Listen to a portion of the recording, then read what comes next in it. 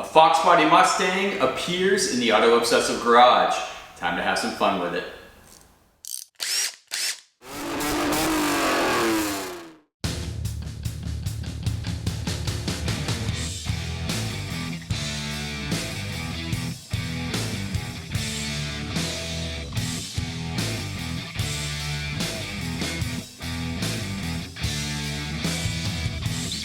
Welcome back to the Auto Obsessive Garage. Chadwick with you again for the first installment of Project Rich Running Pony.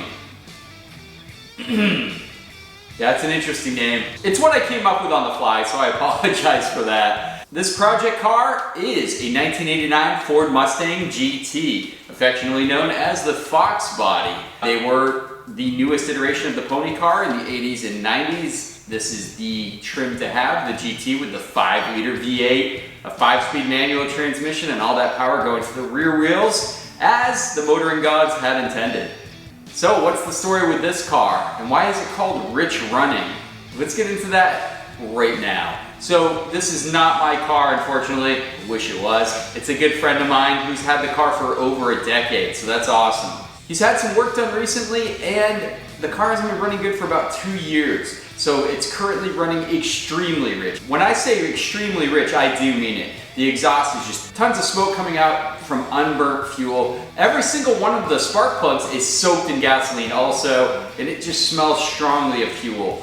That's never a good sign. Also, been in the hands of not the best mechanics, and you guys know me on this channel, I'm not gonna throw anyone under the bus. I'm not gonna name any shops or specific mechanics. But sometimes folks get in there and they don't do the right stuff, right? They don't do the right diagnostic work. They throw parts at a problem, which you don't ever wanna do, especially when you're buying the cheapest parts store options to try to fix a problem.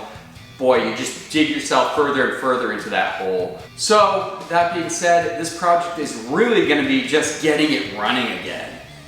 It needs to get there. For so long, it's been a great car for him, and I want to bring it back to that. So, that being said also, this is the first time I've worked on this platform. I'm not a Fox Body Mustang guy, and I'm hoping some of my viewers out there that are drawn to this video do have that experience that I don't have, and can lend your years of working on these cars or knowledge about them to me. I'm very receptive to any feedback. If you guys see me doing something the wrong way or know a better way to test something or what I should be looking at, definitely use the comments, definitely use the messages. Again, I welcome all feedback. I really appreciate that, any help I can get. So trust me, not an expert on this vehicle. So please feel free to shoot me some information, help me along the way.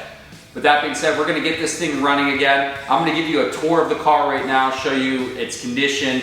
It is low mileage, it's 101,000 miles, which is an extremely low mileage Fox Body. These things have been cheap for a long time, but just recently, probably in the past 2 years, they've been recognized for how cool they are. I love them. Look at it. It's a cool hatchback. 80s and 90s body cladding all over the car, just extra details. I love that stuff. So yeah, let's get in there. I'll give you guys a tour of the exterior, interior, show you the engine, show you some of the issues there. At the end of the video, when we're done with our inspection, I'll give you a plan of attack. What I'm gonna do to get this car running again. Again, please offer any feedback you got, but I'm gonna attack it in a very analytical nature and try to really figure out what's causing this Mustang to run rich and any other issues it's having. So, in the hopes of getting this beautiful Fox Body back on the road and running well, let's check it out. Project Rich Running Pony. So here's the fresh project in the Auto Obsessive Garage, guys. Sorry I couldn't show you the traditional rolling into the garage scene because this car, unfortunately, doesn't run well at all, which is a perfect candidate for what we do on the channel. So let's check it out. Pretty clearly identifiable, isn't it? Fox Body Mustang, a 1989 Mustang GT to be exact. And it is in white, and it looks great, and it has lots of performance upgrades. We're gonna go over that right now. So let's look at the exterior of the car. I love Fox Body Mustangs, especially these later ones, the 89. It's just got all the right extra cladding, which was the thing in the late 80s through the mid 90s. There's the all-important 5.0 badge. Oh yeah, this thing's great. So mileage on the vehicle is only 101,000 miles, so that's pretty low mileage for a Fox Body. These things are starting to gain their value, so finding clean ones is getting harder and harder. As we come along to the rear of the vehicle, this is one of my favorite parts. I love this huge fin spoiler here that kind of stretches down from the back of the hatch all the way across. You've got this crazy ground effect spoiler in the rear. It's awesome. And then the smoke from the factory taillights, you gotta love that look.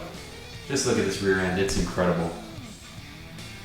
You look down the side profile of the car, not many door dings or anything. It's a super clean example.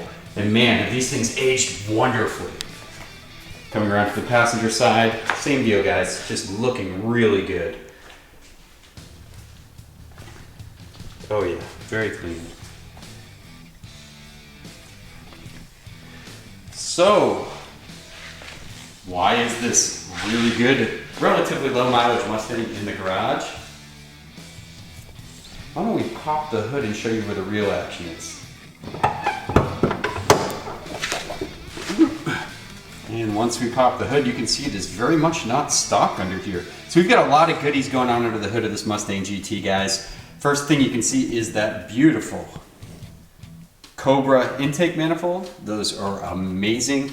The Cobras came out in '93 for the Fox body. It was a pretty sought after car and still hold their value. A lot of GT guys took that intake manifold, which does flow more, and placed it onto their 5.0s to get a little more power out of them. Now the traditional thing you need to do is to support that air, you have to upgrade the throttle body, which has been done here by way of a 65mm throttle body. Come around here so you can see it a little better. And that's an Edelbrock throttle body. BBK intake, a lot of BBK products on here. BBK is a great brand for Fox body Mustangs. You can see all those upgrades have been made. Trick flow heads down there. Yeah, it's looking pretty good under here. So maximum motorsport suspension. So what good is a fast Mustang without some good suspension components? Now, this is where things get a little tricky. Mods are good, and the owner of this car's had it for 10 years, but there's been having some issues lately, which started with the ECU having a slight melting of capacitors problem. Now that's a standard thing on 80s and 90s cars. These old ECUs, the capacitors just kind of melt away, damaging the board. They can be rebuilt, and they should be rebuilt, because what happened is an aftermarket parts store one was thrown in, and now the car runs extremely rich. I didn't even want to run the car anymore than I had to, because this thing is just a smokestack. I checked all the spark plugs, and they are just covered in soot. We need to start there and diagnosing what's going on, because I need to get this car running good for the owner. And that's been my pledge to him, that I will figure it out. But cars with mods, cars that have been in a lot of different mechanics' hands, you guys know how that goes. So we have to sort out a lot of things under this hood. First things first, we're going to do a compression test to make sure this engine's healthy. I never want to start diagnosing components and taking things off, and I never do that stuff where I just replace parts. But we need to figure out if this is a healthy engine to begin with. A compression test is a great way to ascertain that. After the compression test, I really don't trust these injectors. These look like, if we can zoom down in there, you can see they're the orange injectors, which are stock with a 5.0. It should work fine with the Cobra manifold, but the issue with that is, how old are these injectors? Let's flow test them. Let's get them all professionally tested and see how they're doing. So I'm going to ship those off to get analyzed and see if that's our problem. If we're just having a leaky injector, or we're dumping way too much fuel, or who knows, right? So let's start with that kind of stuff. Once we figure out the injectors are good, or have to source new injectors, we start from scratch there, right? You always want to solve the root of the problem, and then you work your way back up. So under the hood, we do have a lot to sort through. You can see some aftermarket headers down there. This thing's ready to rock and roll, and I need to get it sorted. The owner said it ran amazingly before it started having the ECU issues. So now we basically need to go check out what's going on here and get it sorted out. Remember also that some of the mechanics swapped out parts. So fuel pump was a high flow fuel pump at one point. Now it's a stock fuel pump. So yeah, we got a lot of troubleshooting to do.